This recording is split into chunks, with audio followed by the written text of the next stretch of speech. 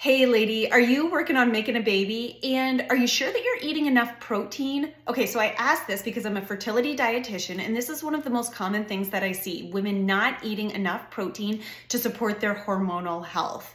And here's the thing, protein gets a ton of hype for a really good reason. You need protein to be able to synthesize hormones, so to be able to ovulate regularly and have regular cycles. You need protein to balance your blood sugar, which ultimately is going to improve your egg quality. You need protein to feel satisfied, to curb your cravings and not become a hangry cookie monster every day at 3 p.m. So I recommend as a part of your fertility diet, including protein every time you eat.